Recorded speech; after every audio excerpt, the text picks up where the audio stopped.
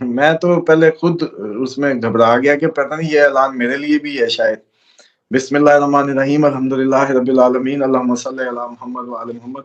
लोग समझते होंगे ये स्क्रिप्टेड होता है, हालाँकि ऐसा बिल्कुल नहीं होता। बात वो मेरे लिए भी बाज़ औक़ात रिज़वान साहब जब शुरू होते हैं तो हैरान-कुन होता है कि आप देखें आगे क्या बनता है। इंट्रो भी और थंबनेल दोनों ही। बहरहाल देखें, जो इंसानियत खतरे में है, इंसान खतरे में है। और मेरे बच्चे अमूमन मुझे अभी कभी सवाल कर रहे होते हैं, मैं बड़ा होके इंडिया से लड़ूँगा, मैं बड़ा होके इज़राइल को ये करूँगा, मैं बड़ा होके उसको ये करूँगा, वो हमारा दुश्मन। मैंने कहा हमारा दुश्मन बेटा ये नहीं है, हमारा दुश्मन शैतान है। और ये अब हमें शायद सीखने और समझने का वक़्त आन पहुँचा है। ये जितनी भी मज़हबी, नस्ली, कौमी, लिंग्विस्टिक, इलाकाई नफ़रतें वजह बनाकर शैतान जो इंसानियत के साथ खिलवाड़ करता चला आ रहा है, अब शायद वो वक़्त आन पहुँचा है कि पूरी इंसान और इंसानों को अपने वाहिद वन एंड ओनली दुश्मन शैतान को पहचानना होगा, उसकी चालों को समझना होगा, उसके लिए अपने-अपने बच्चों को ट्रेन्ड करना होगा, कब आता है, कैसे आता है, किस-किस रूप में आता है, कैसे-कैसे फँसाता है और कैसे ट्रिक प्ले करता है। तो उसके लिए मैं समझता हूँ कि हम अपनी तरफ से तो कोशिश करते रहते हैं कि जब भी कोई ऐसे कन्फ्लिक्टिंग आप लोगों के कोई प्रोग्राम्स या कोई इश्यूज़ हों तो उसपे एक वो सिम्त इनको दे सकें अपने व्यूअर को, ताकि इनको सारे एंगल्स नज़र आएँ। एक ही तस्वीर के रुख में दीवानों की तरह जैसे कैसे है ना वो दीवाने हो जाना, वो नहीं सूट करता। हर चीज़ की कोई ना कोई एक रीज़न है और हर साइड की एक अपनी एक एक्सपेक्टेशन है। कोई भी, कहीं भी, कोई भी कॉन्फ्लिक्ट है, कहीं भी है, वो किसी न किसी बात पे ट्रिगर किया जा रहा है। मिसाल के तौर पे जब अरब लीग का मामला हमारे कश्मीर की बात होती थी, तो उन्होंने बड़े आराम से कह दिया था कि आपका इलाकाई मसला है, आपकी ज़मीन का मसला है, आपका लोकल इश्यू है, इसको उम्मत मुस्लिमा के खाते में मत डालें। इसी तरीके से फ़लस्तीन अगर ना फ़लस्तीनी ज़मीन बेचते इसराइलियों को, ना उनको उस टाइम जो है अपनी कमज़ोरियाँ देते, ना उसमें करते, तो ये भी राय है कि भाई जी वो भी उनका इलाकाई मसला है। ठीक है जी।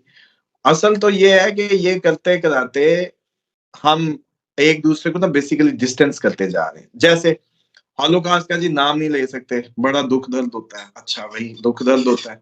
हम उसको अपने आप को मुसलमान अपने आप को हॉलोकॉस्ट से डिस्टेंस करते हैं और वो अपने आप को जोड़ते हैं। वो को मुसलमानों ने नहीं की, वो इन दोनों की क्रिश्चियन और ज्यूइश अपनी एक स्कूल ऑफ थॉट की वो थी। लेकिन उसको कोई बात भी ना करे। क्यों ना बात करे? वो इसलिए नहीं है कि यहूदी रोने लगते हैं या दिल दुखने लगते हैं। उससे ज़्यादा बात भी दुनिया ने देखी है। वो इसलिए है कि यहूदी और जो ज्यूइश आपस का जो क्रिश्चियंस का जो एक टाई अप प्लान है, जो इनका आपस का एक अभी गठबंधन है अगेंस्ट द मुस्लिम्स, वो खराब होगा अगर ये बात बार-बार की जाएगी तो। ये है एंगल। लेकिन पूरी दुनिया का ज्यूइश, क्रिश्चियन, मुस्लिम, हिंदू, एनी सब बेवकूफ बन रहा है। इन्हीं नफ़रतों के जो दीन के नाम पे इनको घोल-घोल के पिलाई जा रही हैं। मिसाल के तौर पे इधर से तो हिंदू गाय नहीं काटने देता। वो कहता है जी सब्ज़ी खाओ बस, मुर्गी भी जानदार है, फलाना भी, इतने नाज़ुकपन का एहसास। और फिर उसी दीन के अंदर से आरएसएस निकल आती है। उसी दीन के अंदर से आरएसएस निकल आती है। वो किसी मज़हब की किसी मस्जिद को गिरा के वहाँ मंदिर बनवाती है। वो ये क्यों नहीं सोचती कि क्या है ये 2 इंच पे और जगह की कमी है इंडिया में? और बना लो भई, मसला तो किसी भी हर किसी का अपने मज़हब के तहत अपने खुदा को झुकना है। अपनी प्रीचिंग है। एक नेक मकसद के लिए किसी बदी की बुनियाद कैसे हो सकती है? कोई मज़हब भी नहीं अलाउ करता। तो इसी तरीके से सर जी, ये अब जो यूक्रेन में हम लड़ रहे हैं, ये यूक्रेन में इतनी 6 लाख उधर 8 लाख बंदा मारा गया है, ये नहीं बताते कि अब ये इसको क्यों नहीं प्ले किया कि ये जनाब किन-किन की जंग है आपस में? कौन-कौन से मज़ाहिब की जंग है? नेटो कौन-सा मज़हब है और ये कौन-सा फ़िरका है? ईसाइयत के फ़िरकों की आपस की बात क्यों नहीं हो रही? ऑर्थोडॉक्स हैं, प्रोटेस्टेंट हैं, कौन है? प्यूटन कौन है? ये हमारी दफ़ा शिया सुन्नी, हमारी दफ़ा फलाना ये। तो ये प्लेइंग फ़ील्ड बनाई गई है बेसिकली। कहीं शिया सुन्नी के नाम पे, कहीं उसके नाम पे। खून आपका ही होना है। खतरे में इंसान है, इंसानियत है। अब इसलिए सबको समझना, सीट बेल्ट ज़रा सीधी कर लें, बुनियाद समझानी थी आपको इसकी। गुफ्तगू की कि देखिए आप लोग हम लोगों को ना जहर के टीके लगा लगा के परवान चढ़ा रहे, इंडिया हमारा दुश्मन। भाई इंडिया हमारा दुश्मन क्यों हो गया भाई? हम उधर के हुक्मरान, हमने रूल किया, हम आगे तक गए, हमने उसको ठीक है मैनेज किया जब तक हमें मिला, फिर हम माशाल्लाह बहादुर शाह जफर हमारे शायरियों में और अय्याशियों में पड़ गए, तो फिर किसी और ने हमें आगे टीके लगाए थे, फिर ऐसे ही होना होता है जो हो गया। तो इसी तरीके से सर जी हमारी दुश्मनी किस बात की है भाई? कोई दुश्मनी नहीं है। एक इशू है, एक इलाके का तनाज़ा बना दिया गया है, उसको तरीके से सॉर्ट आउट बैठ के कर लेते, खत्म थी कहानी। उसके बाद अब जो यूक्रेन और उनका जो बन गया है वो मजहबी नहीं है, फिर वो जमीनी बना दिया गया है, वो जो डोनेस्क और उसकी जो कम्युनिटी के नाम पे। अच्छा उधर भी जमीनी मसला बना दिया, फलस्तीन और उसका भी है जमीनी तनाजा, बना मजहब के दरमियान में दिया गया। समझें इसको। उसके चक्कर में 6 ममालिक के अंदर जंग को ले जाया गया, 6 से 8 और पीछे भी सारे। अब होना ये है कि सर जी जब वहां भी यहाँ भी इधर कोई हो, अच्छा चलो मैक्सिको और अब अमेरिका का क्या खाता है? कनाडा को क्यों उंगली दे दी है कि तुम्हें मैं अपनी रियासत ही क्यों ना बना लूं? तुम्हें मैं अपनी रियासत ही क्यों ना बना लूं?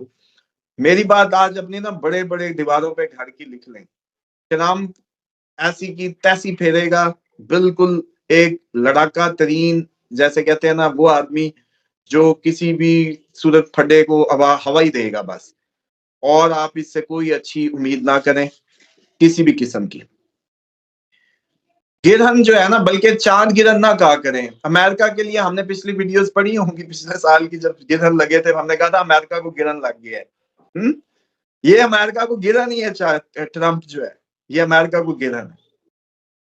अब खतरे में क्या क्या है? खतरे में सबसे पहले तो सुपर पावर अमेरिका की इकोनॉमी है, तो उसकी इज्जत है, उसकी डॉलर की रिट है, वो सब खतरे में। पूरी फिर खतरे में पूरी दुनिया का इकोनॉमिक सिस्टम है, पूरी दुनिया के रुपया खतरे में, करेंसीज खतरे में, ये कागज खतरे में। नहीं समझ आ रही?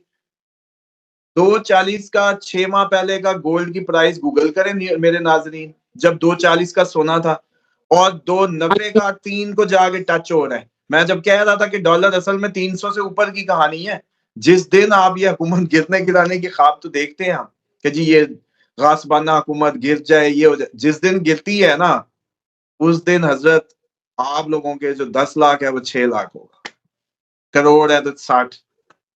फिगर चेक कर लीजिएगा, 340 पे जाके डॉलर लगेगा आपका।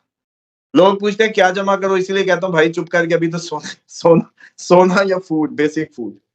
मैं अगले अम्मा को यही कह रहा था, मैंने कहा अम्मा अकाउंट में पैसे क्या कर रहे हैं ऐसी बाहर के वीजों के चक्कर में, स्टेटमेंटों के चक्कर में, लोगों को बता बता अगर खुद ये नुकसान कर बैठा ना तो क्या क्या मुंह दिखाऊंगा। होलसेलर्स का पता कर, रॉ उसको, बल्कि लोगों को मैं मशवरा भी दे दूं कि जाके ना रॉ पिघला हुआ सोना बगैर टांके के वो सेफ होता है, कड़े बनवा लें टांके के बगैर। एनीहो, खतरे में आपका रुपया, करेंसी, इकोनॉमिक सिस्टम पूरी दुनिया का। फिर दूसरा खतरा आपके क्या है? दूसरा खतरा फूड सिक्योरिटी है, सप्लाई चेन के मसले आ जाएंगे। फूड सिक्योरिटी एक बहुत बड़ा इशू होगा कि अपनी ही ग़िज़ाई ज़रूरियात पूरी करने का वो मुल्क काबिल रहता है या नहीं रहता। फूड सिक्योरिटी का मतलब ये नहीं है कि फूड को आग लग जाएगी। फूड सिक्योरिटी मीन्स कि क्या वो मुल्क अपनी ग़िज़ाई ज़रूरियात का बोझ उठाने का अहल रहेगा या नहीं, तो काफ़ी ममालिक उसको भी लैग कर जाएंगे। उसके बाद दूसरा खतरा है जॉब्स जाने का। आपकी हर चीज़ एआई ले रहा है, रोबोट्स ले रहे हैं, टेक्नोलॉजी ले रही है, आपका एमबीए क्या करना है जी? एआई से बिजनेस प्लान बनवा लो, एआई से आप अपना वो बनवा लो, कोई भी जो काम है फाइनेंस का, अकाउंटिंग का, हर चीज हो रही है, तो फिर बंदे कम नहीं होंगे सर जी।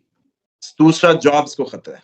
तीसरा आपके लोकल बिजनेस मॉडल्स को खतरा है कि कोरोना और जंगें और सप्लाई चेन्स के जो आने वाले अपकमिंग इश्यूज हैं वो आपकी जो ग्राउंड की मार्केट्स हैं इनको स्क्यूज कर देंगे। जैसे कोरोना, बस समझ ले कोरोना एक अच्छी आपको अब देने को मिसाल है, लेकिन उसके साथ खतरे में क्या? आपकी प्रॉपर्टी की दुनिया।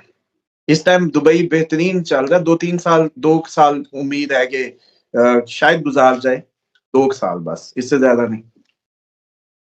बूम रहेगा। आखिरकार आप लोगों को, अभी तो यहाँ का प्रॉपर्टी टाइकून वहां, वहां का प्रॉपर्टी टाइकून आगे, को कहीं को कहीं, आखिर एंड है कि इससे निकलना ही पड़ेगा। और हम जैसे वो इको मॉडल का जो मॉडल दे रहे हैं वो है दुनिया का मुस्तकबिल। जिसमें कोई भी चाहेगा कि यार ये मकान बेच के मैं इस टाउन में अपना घर बना लूं और खाने पीने की फिक्रों से आजाद हो जाऊं। हर बंदा चाहेगा, रिटायर्ड आदमी, वो पुर्तगाल मॉडल होगा रिटायर्ड लोगों का। उसके लिए दुआ करें, अल्लाह ताला हमें कामयाब करे। मलेशियन गवर्नमेंट तक जो है उसकी मैंने भेजी है क्यूरी। हो सकता है कि वहां अगर वो हमें सपोर्ट करें तो हम ये इको मॉडल को उधर ही उनकी छत्र छाया में करें। बहरहाल ये जो मुस्तकबिल की जो सारी चीजें हैं ना सर जी, प्रॉपर्टी, सब, करेंसी, इकोनॉमिक सिस्टम, ये सब खतरे में है। जॉब्स खतरे में है, इंसानियत खतरे में है, आप लोगों के मजहबी सर जैसे कहते हैं फसाद की जद में, आप लोगों के मजहबी रहनुमा खतरे में है। इसी तरीके से आप लोगों के बच्चे खतरे में है कि जो इस में परवान चढ़ेंगे इस नफरत अंगेज और इस अफरा तफरी के माहौल में। और मजे की बात यह है कि 2000 के बाद वाले बच्चों के पास तो कईयों के पास 9 नंबर ही नहीं होगा ना। 9 नंबर मार्क्स का नंबर था डेट ऑफ बर्थ में, मिसिंग है। ये स्ट्रगल कराता है, फाइट करवाता है। तो जितने फाइटर्स थे ना सर जी वो 2000 से पीछे ही पैदा हुए थे। ये 2000 के बाद वाले तो वही हैं जो 2009 में पैदा हो जाए या किसी तरीके जो है ना 2019 का 9 लग जाए या अब आगे 29 का। बाकी कहानियां इनके अंदर तो फाइट शाइट बिल्कुल नहीं है और ना वो स्ट्रगल है। तो इसलिए ये सब खतरे में है। उसके बाद यूरोप, नेटो। अच्छा मजे की बात सर जी, मरीन्स सारी एटॉमिक मरीन्स, वो आर्टिक रीजन जो है ना जहां सारे बर्फ जमी पड़ी है, एक तो वो पिघल रही है, ग्लेशियर खतरे में है। आज का टॉपिक ही आपने बड़ा अच्छा किया, खतरे में कौन कौन है। ग्लेशियर खतरे में है, आर्टिक रीजन के ग्लेशियर इस दफा ज्यादा पिघल रहे हैं। वहां सारे अपनी न्यूक्लियर मैरीन्स लेके बैठ गए हैं। रशिया ने अपनी न्यूक्लियर मैरीन भेजी है, स्वीडन, नॉर्वे और ये सारे वहां अपनी ड्रिलें कर रहे हैं आर्टिक रीजन में, क्योंकि उधर भी मादनियात और मिनरल्स बहुत ज्यादा है। ठीक है जी। उसके बाद आपका जो अब आप बताएं, कभी कोई सोच सकता था कनाडा अमेरिका की भी आपस में कोई टसल होगी? वो उसको कहता तू मेरी रियासत बन जा, वो भी देखें उसकी इकॉनमी खतरे में है। उसके बाद मैक्सिकन बेचारे और इर्द गिर्द वाले जो ट्रंप की हरकतें अब फेस करेंगे, ये सब खतरे में है। उसके बाद जो सबसे बड़ी बात ये है कि कोई भी किसी भी मजहब मिलत से है, उसका अपने मजहब से अकीदा उठ जाए, उसका मजहब खतरे में है। क्यों? क्योंकि कहने को है ना क्रिश्चियन, कहने को यहूदी है, कहने को हिंदू है, कहने को मुसलमान है, लेकिन जब सर जी उसका वो मजहब, उसका वो जो सिम डली हुई है, उसका वो जो अकीदा है, जब वो उसकी जिंदगी को बेहतर बनाने में नाकाम होगा तो फिर मजहब खतरे में है, फिर उसका अकीदा खतरे में, तौहीद खतरे में है। क्यों? क्योंकि अब वो क्यों माने, क्या फायदा, क्यों करूं, ये सवाल शुरू हो जाएंगे अगली जनरेशन के। तो मजहब भी खतरे में। उसके बाद सफर का आगाज होगा इस सारी राख के ढेर में। इकोनॉमिक सिस्टम जमीन बोझ। चले मजे की बात बताऊं, आप लोग तो कहते हैं जी आप लोगों को तो भूख ने वो तंग किया है ना, आप लोगों के बकौल इकोनॉमी आपकी खराब है, आप भूखे नंगे हैं, भीख के कटोरे हैं। मोहम्मद कजाफी तो पे किया करता था हर फैमिली को, जो चीज चाहिए, नया जोड़ा है, घर बार गाड़ी दूंगा, महीने का खर्चा लगा हुआ था। उसको उन लोगों को क्या अचानक सूझी थी कि अब आपको आपस में लड़े मरे जा रहे हैं, वो सब खत्म कहानियां, उनको क्या था, उन्होंने कजाफी को क्यों घसीटा? समझ रहे हैं? तो क्या जब वक्त आ जाते कहानियां उड़ जाती हैं, बेशक आपको सोने के चम्मच ही कोई ना दे रहा हो, क्यों ना दे रहा हो सॉरी। तो इसलिए ये सब खतरे में। और फिर आप लोगों के सबसे ज्यादा मासूम दिमाग खतरे में, जिनको हकीकत, दजल दजाल गया, दजल धोखा, आप लोगों को ये पता ही नहीं है कि इस टाइम असल आपका जो दुश्मन है वो आपसे क्या करवा लेगा, क्या खेल लेगा, आपको पता ही नहीं है। और इस टाइम जो मीडिया पे सारा दिन अन्य चैनलों पे ब्राउज कर रहे हैं और बेवकूफ बन रहे हैं, तो कोई रोक टोक है, कोई अथेंटिसिटी है किसी की? हमें तो अल्लाह ताला ने अगर इज्जत देनी थी तो वो देख के बहाना बनाया कि पहले प्रेडिक्शंस ठीक करवाई हैं। पहले प्रेडिक्शन 1.5 साल से ठीक करवाई है, उसके बाद कहीं जाके ये मकाम मिल रहा है कि आज लोग एतमाद करने लगे, आगे और करने लगेंगे अप्रैल के बाद। ये जब मार्च अप्रैल के शेक्स देख लिए ना, तो फिर डिजिटल आस्ताना ना बनाना पड़ जाए हमें। डिजिटल डिजिटल आस्ताना होगा। और आगे ये बात सिर्फ इसलिए होगी कि मेरी कौम मेरे लोगों के काम आ जाए, और मैं, मेरे लोग वहसियत उम्मती नबी पाक सल्लल्लाहु अलैहि वसल्लम, मैं जिम्मेदार हूँ दुनिया में रहने बसने वाले हर इंसान का जो सांस ले रहा है, हर जानवर का जो सांस ले रहा है, मेरा जिम्मा तमाम लोगों का बगैर मजहब मिल्लत की कैद के ये नजरिया चाहिए आगे, जिसने इस्लाम पे पूरी दुनिया पे हुक्मरानी करनी है। ये तू मैं का नजरिया नहीं चाहिए। हिंदू भी मेरा मसला है, ईसाई भी मेरा मसला है, यहूदी भी मेरा मसला है, जानवर भी मेरा मसला है। अगर कोई प्यास से परिंदे तंग हो रहे हैं, जंगलात काटे जा रहे हैं, वो भी हमारा मसला है।